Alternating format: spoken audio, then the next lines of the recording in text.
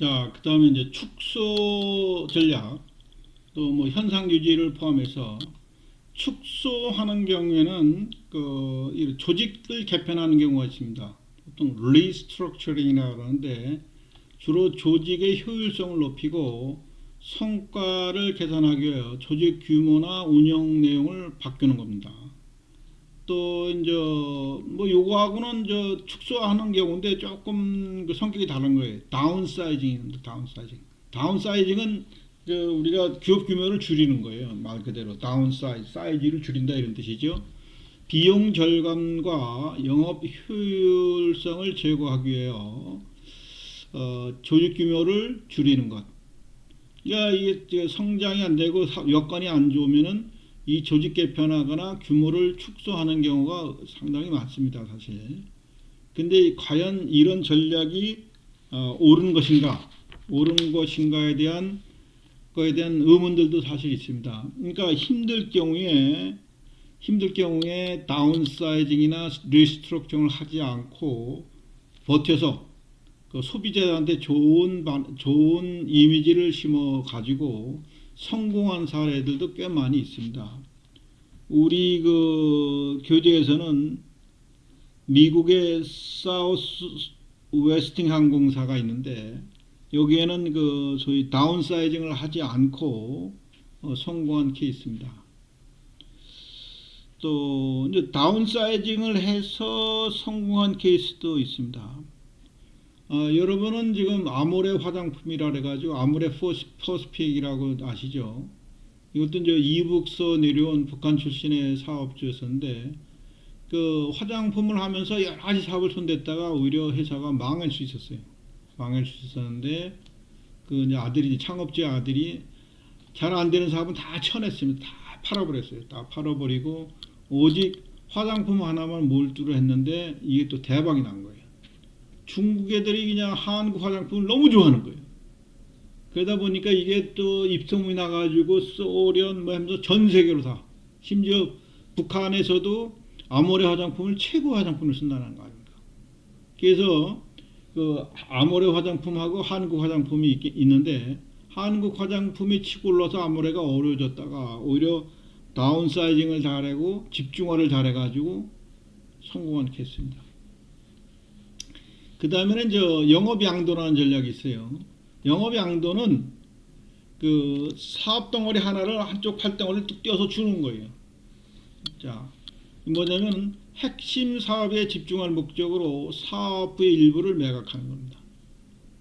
이게 이제 그 이랜드라든가 맘스터치라든가 모토로라 이런 게 좋은 사례들이 있는데 우리 책에도 다 좋은 사례로서 예를 들고 있습니다. 예를 들고 있는데 이랜드도 뭐 이것저것 여러 가지 사업을 하고 소위 여성복 의류 사업도 하다가 물론 이것도 그 이익이 많이 나고 있었어요. 그럼에도 불구하고 이걸 뚝 떼어서 팔아버리고 그 소위 그 이거 뭐 이랜드 슈퍼마켓 같은 거죠. 이런 걸로 집중을 해서 크게 성공했죠. 요새 뭐 도초에 가면 이랜드 많죠, 그죠? 이랜드 말고도 뭐 무슨 필드, 스타필드라고 하는 또 대규모 쇼핑몰을 또 성공시켰죠.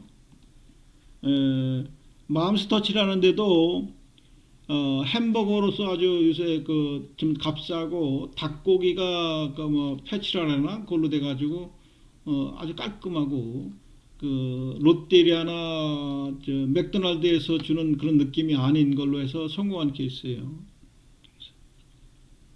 그래서 여기는 가격 경쟁력을 내세워서 성공한 케이스입니다. 맛도 이렇게 깔끔해요. 모토로라는 소위 그 휴대폰 사업으로서 아주 성공한 회사였었어요. 여러분들은 지금은 여러분 거의 못 들었을 겁니다. 휴대폰 하면 요새 아이폰하고 삼성이죠. 그러나 초창기에는 그 핀란드의 노키아라는 데하고 또 미국인가 이 모토로라사가 세계 시장을 장악했었어요. 그런데 이제 그 아이폰 그 애플에서 아이폰을 스마트폰이죠. 스마트폰을 만들어내면서 그 혁신적인 기능을 제공한 거예요. 여러분들 지금 다 할 수 있는 게 이게 다 아이폰에서 개발한 거거든요. 그래서 그것으로 많은 소비자들이 옮겨 타면서 삼성은 재빠르게 아이폰을 따라갔어요.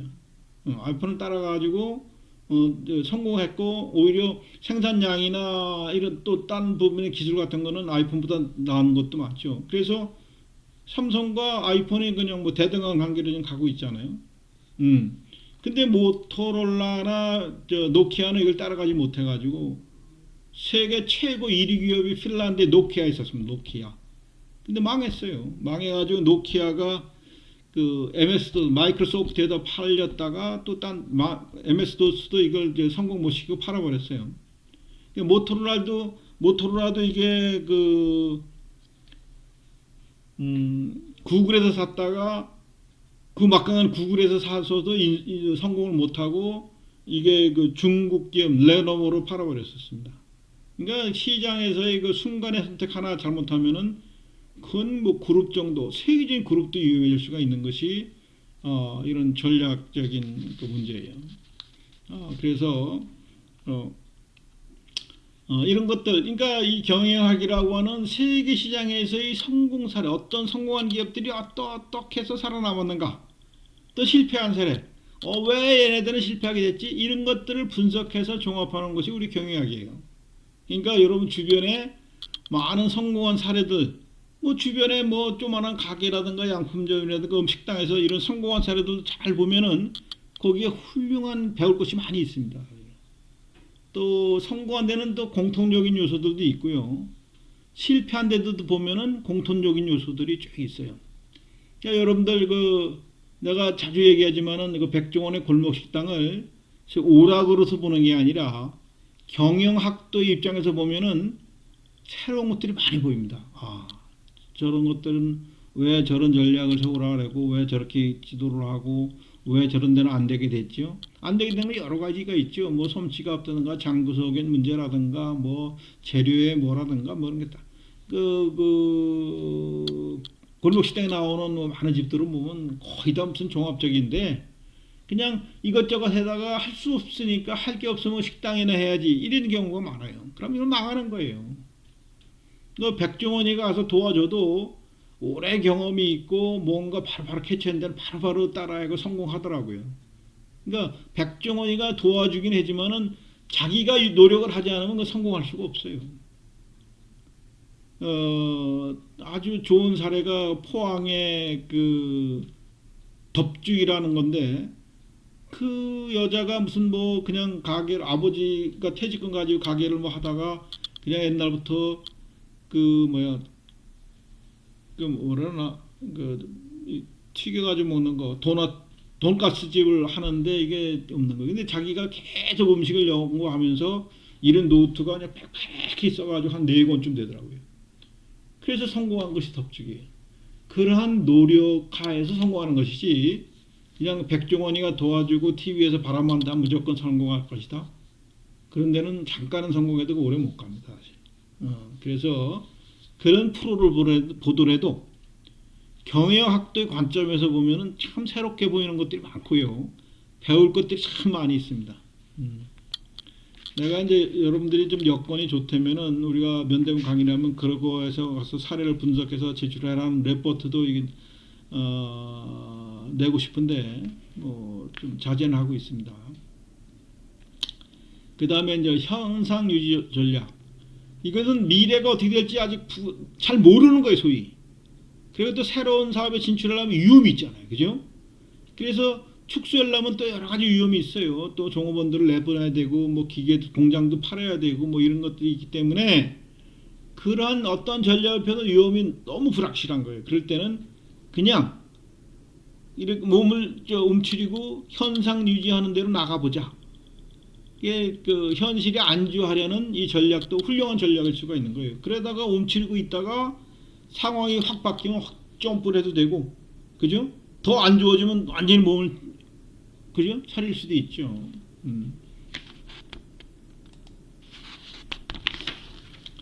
그 다음에 이제 경쟁력 강화 전략. 경쟁력 강화 전략은 전략적 제휴, strategic alliance라고 동맹 관계를 만드는 걸 얘기하는 거예요. 둘 이상의 기업이 서로 이익을 도모하기 위하여 동반자 관계를 맺는 것, 공급을 제휴하거나 또는 분배를 제휴하는 경우, 항공업계나 자동차업계가 이런 게 많고요. 심지어는 경쟁 기업 간에 서로 기술을 공유하기로. 그러니까 LG전자와 삼성전자가 맨날 치열하게 싸워요. 기술 개발도. 근데 기술 개발을 위해서 똑같은 돈들을 너무 많이 들이면은 서로 위험하잖아요. 그죠? 또 경쟁 업체들이 뭐 그 대만에도 있고 일본에도 있고 미국에도 있고 그러는데, 그래서 이 시장을 뚫기 위해서는 우리가 서로 싸우지 말고 우리가 갖고 있는 좋은 기술을 서로 공유하자. 이렇게 해서 경쟁 업체 간에도 공유하는 수가 있습니다. 자, 이 비즈니스 전략은 요새는 상당히 일반화가 된 것이죠. B2B, 이건 비즈니스 투 비즈니스, 기업 간의 전자상거래를 하는 거. 이건 지금 이런 시장이 잘 돼 있죠. 이런 소프트웨어들이 잘 개발돼 가지고. B2C는 비즈니스와 컨슈머, 소비자와 간의 전자상거래 하는 경우죠. 이런 경우는 뭐 인터넷에서 옥션이라든가 뭐 쿠팡 뭐 이런 것뿐만 아니라 이런 것들을 하는 조그만한 뭐 농산물이나 공산품 업체들도 기업 내에서도 바로 소비자하고 연결되는 구조도 많이 있죠. 그다음에 B2G는 비즈니스와 거버먼트를 얘기하는 겁니다. 이것들은 상당히 많고, 특히 코로나19로 인해서 이 시장이 뭐 엄청나게 확대되고 있죠. 요새 우리 동네 그 아파트도 보면 그 아파트 아침에 내가 운동하려고 그렇게 내려오다 보면은 그냥 그 뭐 한 20개 몇 개 양쪽 집이니까 한 40개 집 중에서 내려오다 보면 새벽에 배달된 그 뭐 쿠팡이라든가 그 마켓컬이라든가 또 옥션이라는 것들이 뭐 거의 뭐 집집마다 몇 개씩은 다 쌓여 있을 정도로 아주 일반화되고 있습니다.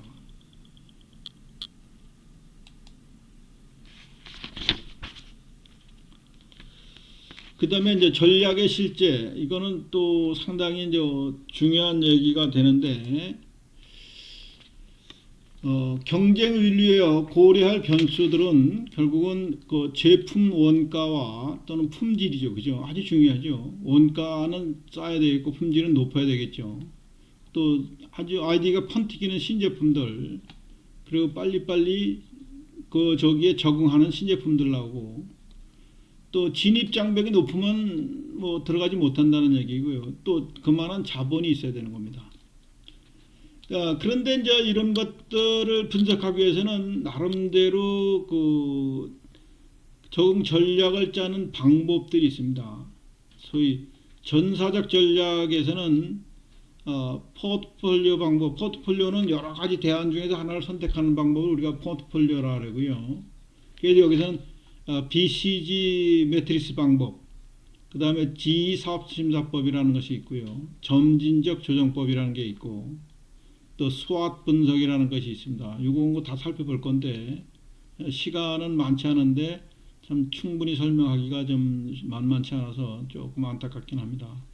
그 다음에 이제 사업 전략에서 포터의 본원적 전략법, 제품 수명주기 방법 까지 좀 설명을 해볼까 합니다.